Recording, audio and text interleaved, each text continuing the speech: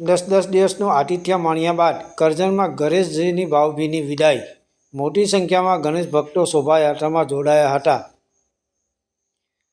10 દિવસનું આતિથ્ય માણ્યા બાદ ભાવભક્તિપૂર્વક કરજણ નગરમાં દુંડાળા દેવની શોભાયાત્રા યોજાઈ હતી।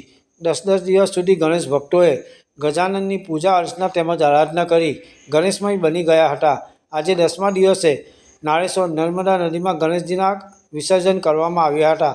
નાળેશ્વર નદી કિનારે મોટી સંખ્યામાં ગણેશ ભક્તો ઉમટી પડ્યા હતા।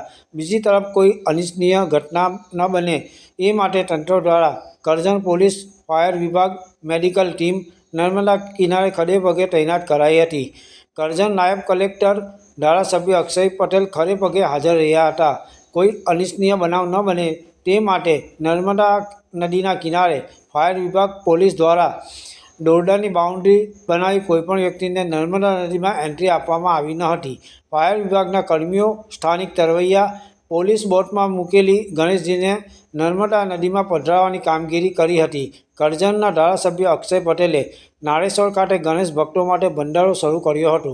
ગણેશજીના વિસર્જન કરવા આવતા તમામ ગણેશ ભક્તોને જમાડવાની સરાહનીય કામગીરી કરી હતી। કરજણ ધારાસભ્ય અક્ષય પટેલ સહિત તેમનો પરિવાર પોતાના હાથે ગણેશ ભક્તોને પીરસી જમાડતા જોવા મળ્યા હતા। કરજણ ધારાસભ્ય અક્ષય પટેલે અંદાજિત 20,000 ભક્તોનું જમવાનું વ્યવસ્થા કરી હતી। Bureau report, Palej times.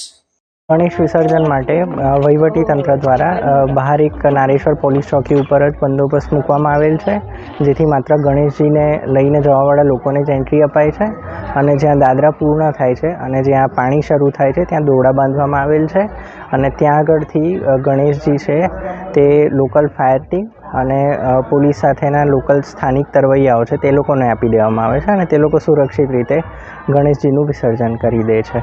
એટલે તંત્ર દ્વારા સંપૂર્ણ તૈયારીઓ કરાઈ છે। ફાયર વિભાગ, મેડિકલ વિભાગ અને પોલીસનો જરૂરી બંદોબસ્ત છે, જેથી કરીને સલામત રીતે ગણેશ વિસર્જન સંપન્ન થઈ શકે।